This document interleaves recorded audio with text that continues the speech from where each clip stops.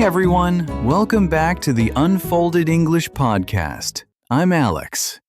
And I'm Lucy. We're so happy you're here with us today. If you're new here, this podcast is all about learning real English for real life. No pressure, just calm, practical practice. Yeah, you can listen while you're having coffee, driving, or just relaxing. We're basically your English friends. Exactly. So Lucy, how's your day going so far? Honestly, pretty good. Slow morning, warm tea, a little quiet time. I like days like that. What about you? Same here. Nothing dramatic, just a normal day. And actually, that's perfect for today's topic. Oh, I see where this is going. Today we're talking about something super practical, how to speak about your day in English at a B2 level. Yes, because this sounds simple, but so many learners say, I don't know how to explain my day clearly. Exactly. You lived the day. You experienced everything. But when it's time to speak, your mind goes blank. So today is going to be easy, useful, and very real. Things you can actually say in daily conversations. No complicated grammar, just natural English you can use right away. All right, let's get into it. Okay, let's be honest for a second. Have you ever had this moment? Someone asks you, "How was your day?" And suddenly, your brain just goes blank. Oh, yes, absolutely. In my head, I'm like, I had a whole day. Many things happened, but out loud, I just say it was good. Exactly. You lived 12 or 14 hours, but the only word that comes out is good. Or busy. That's the safe word. It was busy. End of story. Conversation finished. Right. And it's not because your English is bad. You understand podcasts. You understand movies. But when it's your turn to speak, Panic mode. My brain starts searching for vocabulary like it's digging through a messy drawer. yes, you know the words somewhere, but they don't come out in time. And then there's that fear. What if I say it wrong? What if my grammar isn't perfect? So you just say less. Or you avoid details. You want to explain what actually happened. Maybe you had a stressful meeting or a funny moment on the train, but it feels too complicated to describe. And sometimes you just don't have the environment. No one around you speaks English. So when you finally get the chance, it feels unnatural. Exactly. So the real problem isn't your life. Your life is interesting. The problem is, how do you organize your day into clear, natural English? Yes. How do you go from it was good to something that actually sounds like you? That's what we're solving today. Step by step, calmly, practically. And hey, before we move on, can we ask you for a tiny favor? A very small one. Nothing stressful. If this podcast has been helpful for you, even just a little, please consider following or subscribing to the show. And maybe give it a like or leave a short review. It really makes a difference. Yeah, those small actions help the podcast grow. And they help other English learners find us too. You're not just supporting us, you're helping build a bigger, kinder English learning space. Exactly. And we truly appreciate it. All right, let's keep going. All right, let's get practical. Today we'll share 7 simple techniques to help you talk about your day clearly and naturally. Nothing complicated, just small changes. I like that already. Small changes feel possible. The first tip, don't speak randomly. Follow a timeline. Morning, afternoon, evening. That's it. Oh, so instead of jumping around? Exactly. Your listener needs a clear path. For example, this morning I woke up early and answered emails. In the afternoon, I had a meeting. In the evening, I relaxed and watched a show. Simple, organized, easy to follow. Let me try. This morning I felt tired. In the afternoon I went to the gym. And tonight I'm just resting. Perfect. See? Structure reduces stress. When your brain has a map, speaking feels easier. Second tip, add one emotion. Just one. Many learners describe actions, but feelings make your story human. So not just what I did, but how I felt? Exactly. Instead of, I had a meeting, say, I had a meeting. It was a bit stressful. Or, it was actually quite productive. Okay, I had lunch with a friend. It was really relaxing. Beautiful. That one extra sentence makes you sound more natural and be two-level. Tip 3. Use simple connectors.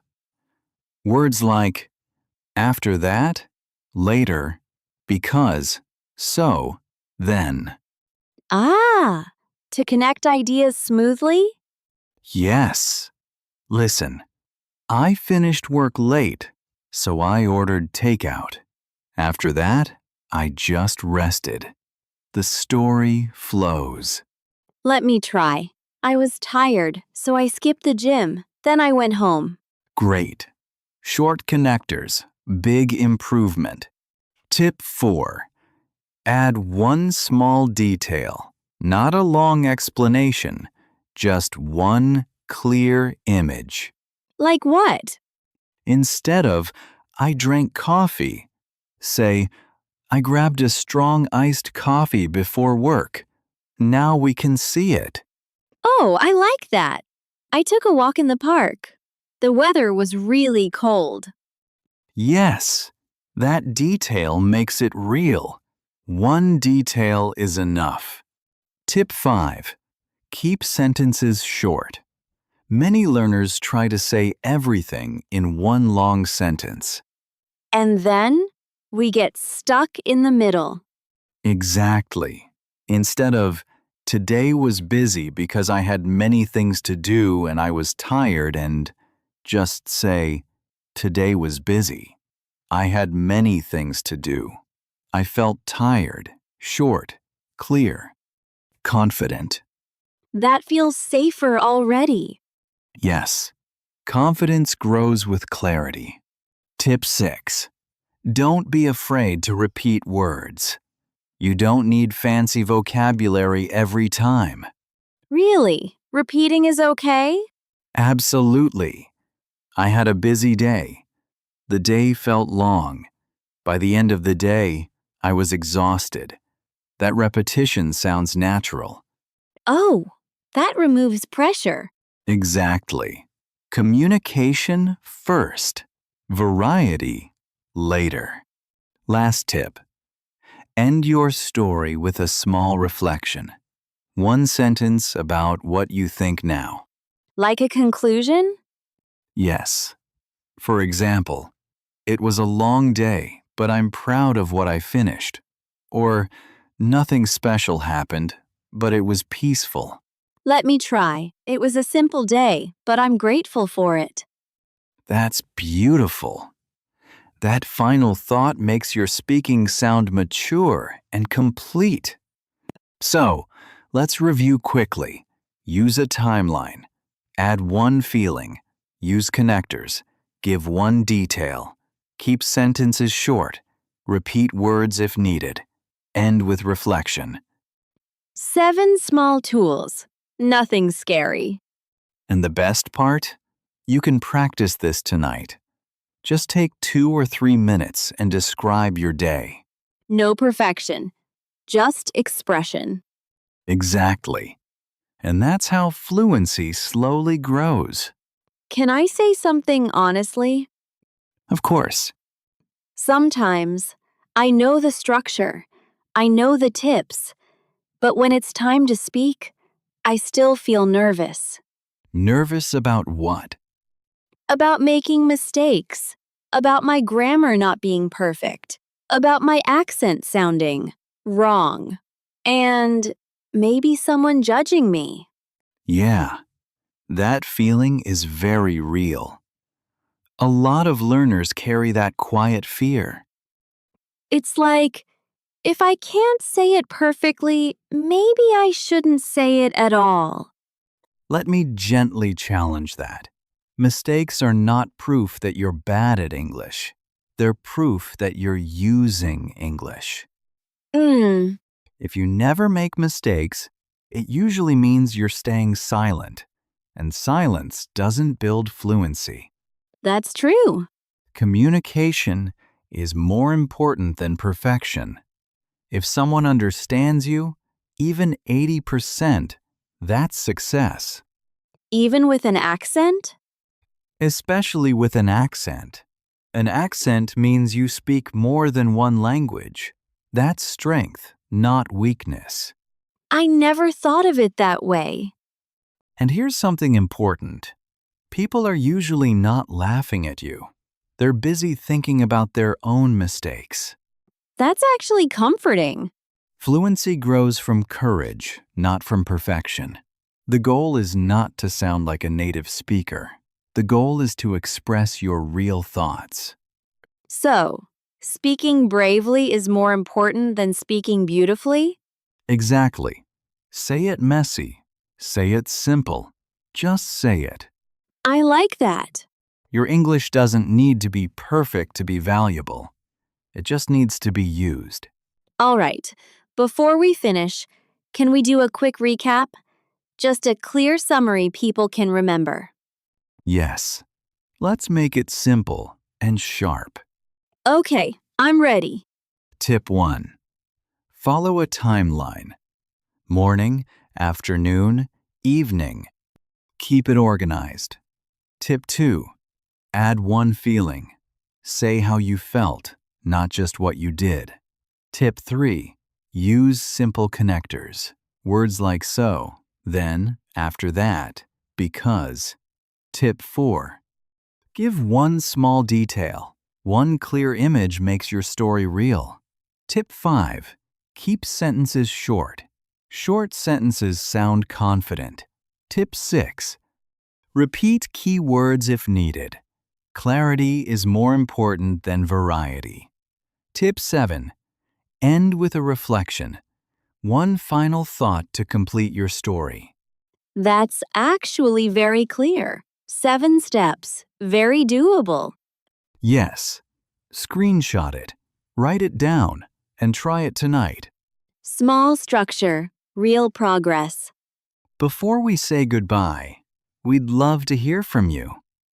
Yes, let's make this interactive. Here's a simple question. Which tip will you try first today? Maybe the timeline method? Or adding one feeling? Or maybe your biggest challenge is something else. Do you struggle more with vocabulary, confidence, organization? Tell us in the comments.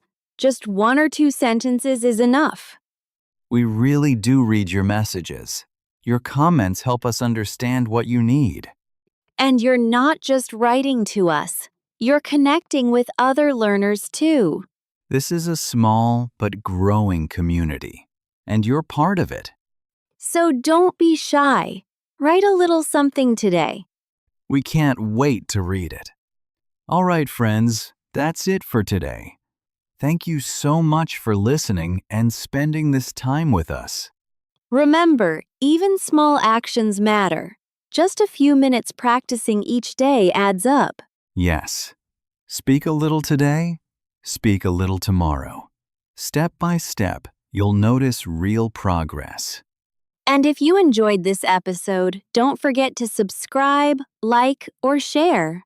It really helps us reach more learners like you. We're cheering for you always. Keep going. Keep speaking.